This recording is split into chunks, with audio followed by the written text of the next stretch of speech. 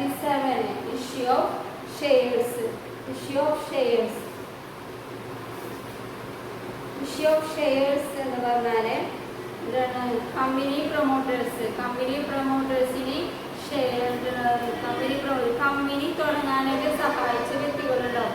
ഈ കമ്പനി തുടങ്ങാനായിട്ട് സഹായിച്ച വ്യക്തികൾക്ക് എന്താ പറയുക, അവർക്ക് പാരിതോഷികമായിട്ട് ക്യാഷ് കൊടുത്തതിന് പകരമായിട്ട് എന്ത് കൊടുക്കുക, ഷെയർ കൊടുക്കുക. അതിന് ഷെയർ എന്ന് പറയുന്നത് അത് പ്രൊമോട്ടേഴ്സിന് മാത്രമല്ല പബ്ലിക്കിനും കമ്പനിക്ക് പുറമെ ഔട്ട്സൈഡേഴ്സിനും എന്ത് കൊടുക്കും, ഷെയർ കൊടുക്കും, ഷെയർ നൽകുന്നുണ്ട്.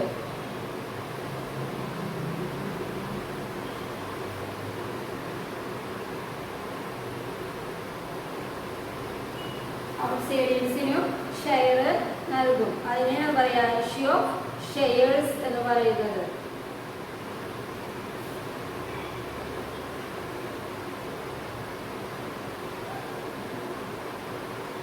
ചാപ്റ്റർ 27 ആണ്.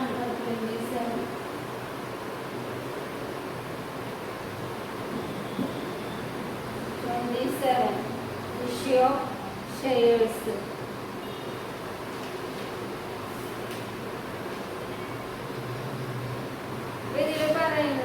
Sometimes shares are issued to the promoters of the company in lieu of the service provided by them during the incorporation of the company.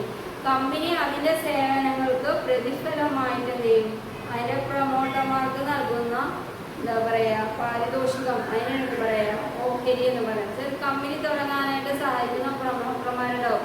ആ പ്രൊമോട്ടർമാർക്ക് അവർക്ക് എന്ത് ചെയ്യുക, പാരിതോഷികമായിട്ട് കമ്പനിയുടെ ഓഹരികൾ നൽകും. അതിനെന്താ പറയുക ഇഷ്യൂ ഓഫ് ഷെയർസ് എന്ന് പറയുന്നത്. ഈ ഇഷ്യൂ ഓഫ് ഷെയർസിന് നൽകുന്നത് ഷെയർ ഇഷ്യൂ ചെയ്യുന്നുണ്ട്. ഈ ഷെയർ ഇഷ്യൂ ചെയ്യുന്നത് 3 ടൈപ്പിലാണ് ഷെയർ ഇഷ്യൂ ചെയ്യുന്നത്. ചിലപ്പോൾ ഫുൾ സബ്സ്ക്രിപ്ഷൻ ആവാം, ചിലപ്പോൾ അണ്ടർ ആവാം, ഓവർ ആവാം. ഫുൾ സബ്സ്ക്രിപ്ഷൻ എന്ന് പറഞ്ഞാൽ ഫുൾ സബ്സ്ക്രിപ്ഷൻ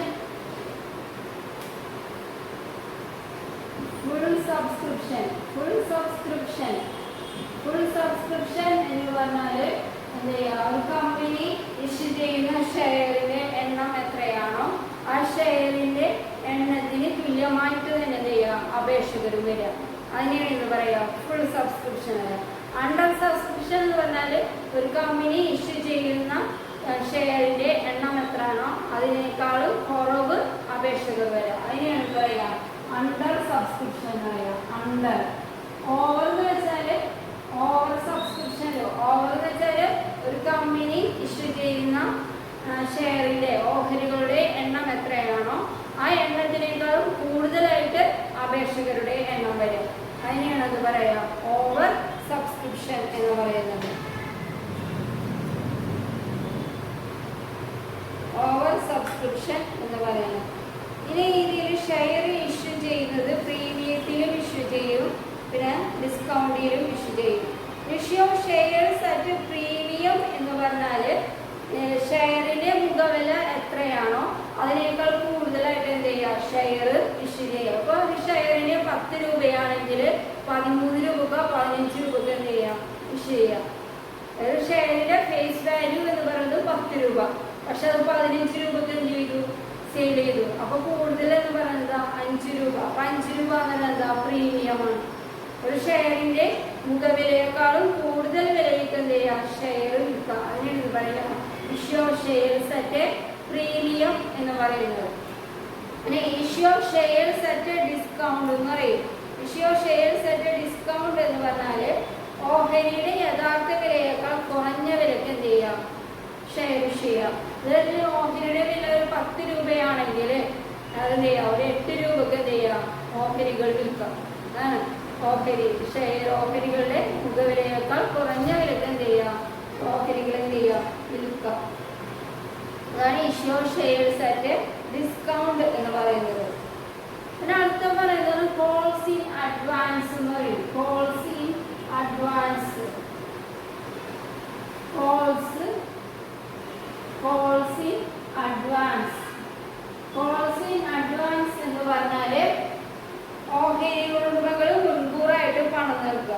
ഒരു കമ്പനിയുടെ ഷെയർ വാങ്ങുന്നതിന് വേണ്ടിയിട്ട് ആ കമ്പനിക്ക് ആ ഷെയർ വാങ്ങുന്നതിന് വേണ്ടിയുള്ള പൈസ മുൻകൂർ അടച്ചു വെക്കുക. അതിനെയാണ് എന്ത് പറയുക, കോൾസ് ഇൻ അഡ്വാൻസ് എന്ന് പറയുന്നത്. അഡ്വാൻസ് ആയിട്ട് എന്ത് ചെയ്യുക, ഷെയറിന്റെ പൈസ കൊടുത്തിട്ട് വാങ്ങുക.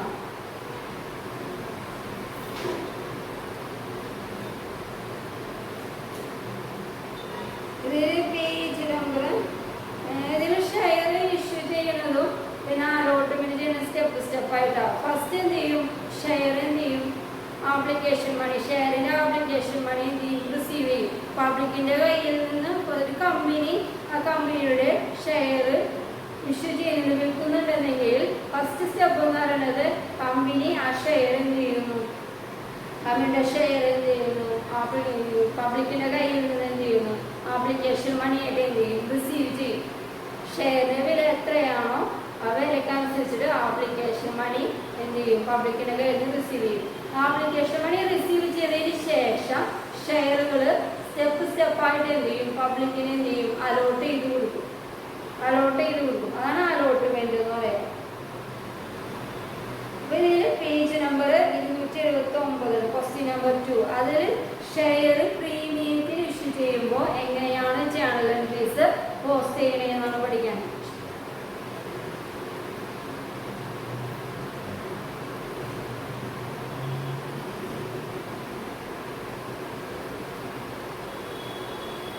ഇതില് first question number 2 page number 279. അതിൽ ഷെയർ ഫസ്റ്റ് എന്ത് ചെയ്യുന്നു, ആപ്ലിക്കേഷൻ മണി റിസീവ് ആപ്ലിക്കേഷൻ 4 ആണ്, ഇൻക്ലൂഡിങ് 2 പ്രീമിയം ആണ്. അത് ഇതിൽ നോക്കട്ടെ, 2 പ്രീമിയം ആണ്. അപ്പൊ ചാനൽ എൻട്രി എങ്ങനെ വരും, first channel entry bank account after to share application വരും. ആപ്ലിക്കേഷൻ മണി റിസീവ് ചെയ്യുന്നതാ. Bank account after to share application വരും. Bank account after to share application, bank account after to share application, bank account after to share application 1 lakh ആണ്. 1 lakh share ആണ്.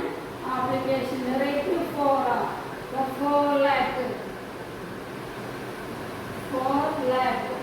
ഈ application money bank account after to share application. ഈ application money എന്ത് ചെയ്യുക, share ക്യാപിറ്റലിലേക്ക് എന്ത് ചെയ്യുക, transfer ചെയ്യുക. Share ക്യാപിറ്റലിലേക്ക് transfer ചെയ്യുക. പക്ഷെ ഇവിടെ സെക്യൂരിറ്റി പ്രീമിയം ഉണ്ട്. 2 രൂപ എന്താ ഇതിൽ സെക്യൂരിറ്റി പ്രീമിയം ആണ് അല്ലേ.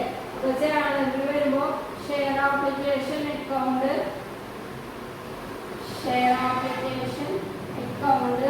ലെറ്റർ ടു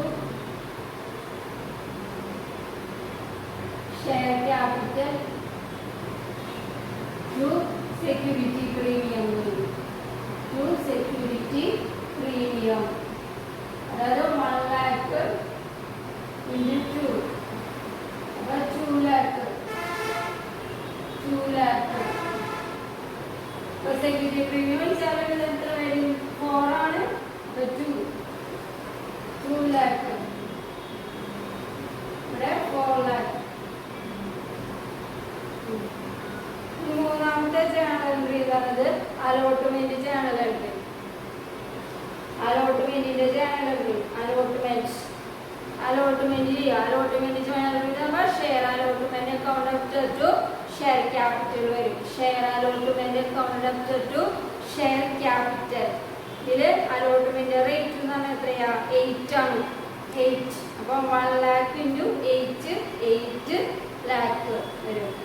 ഇനി ഷെയർ അലോട്ട്മെന്റ് എന്ത് ചെയ്യാം, share allotment account after to share capital 1 lakh into 8 lakh.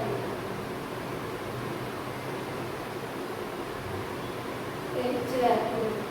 ഇനി ഷെയർ അലോട്ട്മെന്റ് എന്ത് ചെയ്യണം, പിന്നെ റിസീവ് ചെയ്യുന്നത് ഷെയർ അലോട്ട്മെന്റ്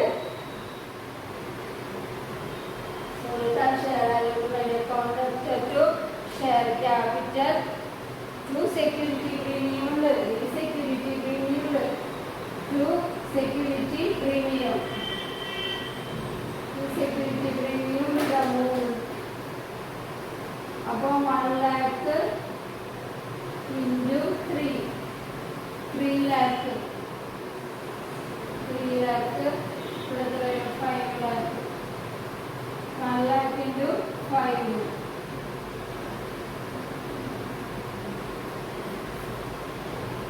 ഇനി ഈ അലോട്ട്മെന്റ് മണി റിസീവ് ചെയ്യാം. ഷെയർ അലോട്ട്മെന്റ് മണി ഡ്യൂ എഴുതാം. പിന്നെ നെക്സ്റ്റ് ചെയ്യാതെ റിസീവ് ചെയ്യണം. റിസീവ് ചെയ്യുമ്പോൾ bank account after to share allotment account എത്ര 8 lakh. ഈ കോൾ വിളിച്ചെടുത്തത് ഷെയർ ഫസ്റ്റ് കോളിൽ എത്ര ഷെയർ വിളിച്ചെടുത്തു എന്നുള്ളതാണ് പബ്ലിക്. അപ്പോൾ കോൾ അപ്പോൾ വരാം ഷെയർ ഫസ്റ്റ് ആകെ ഒരു കോളുള്ളൂ. അപ്പം എന്ത് ചെയ്യുക share first call and final call account after to share capital level. അത് എത്രയാ 3 lakh.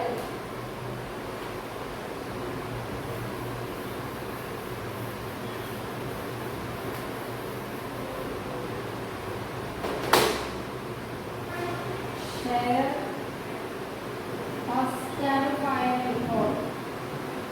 Share first and final call account after to share capital. Amount on call in the rate of 3 per share. From 1 lakh into 3 lakh. 1 lakh into 3. 1 lakh into 3 lakh.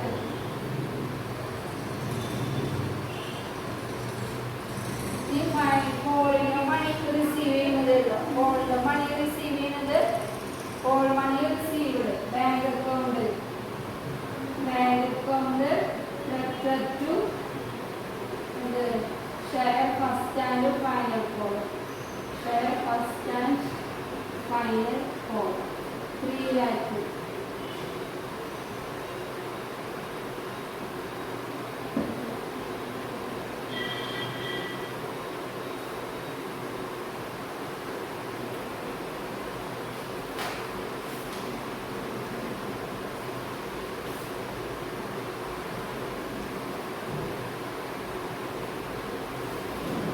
ഇതില് security premium തന്നുകൊണ്ടാണ് ഇതില് security premium എഴുതിയേക്കണേ.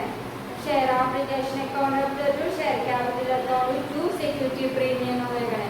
Security premium ഇല്ലാന്നുണ്ടെങ്കിൽ അവിടെ security premium എഴുതണ്ട. പ്രീമിയത്തിന്റെ ക്വസ്റ്റ്യനിൽ premium തന്നിട്ടില്ലാന്നുണ്ടെങ്കിൽ premium എഴുതണ്ട. എമൗണ്ട് ഡയറക്റ്റ് ആയിട്ട് എഴുതാം. Share application account to share capital 4 lakh അങ്ങനെ എഴുതാം. സെക്യൂരിറ്റി പ്രീമിയം തന്നുകൊണ്ടാണ് അഡീഷണൽ ആയിട്ട് ഒരെണ്ണം കൂടി വന്നത്.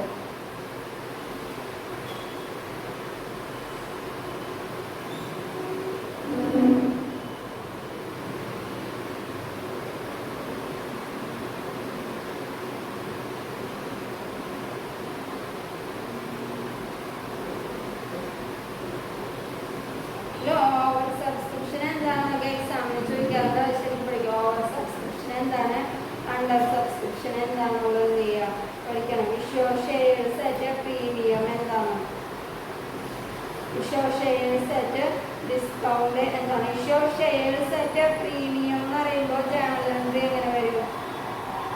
Share application account after to security premium എന്ന് പറയും. അതേപോലെ share allotment account after to security premium account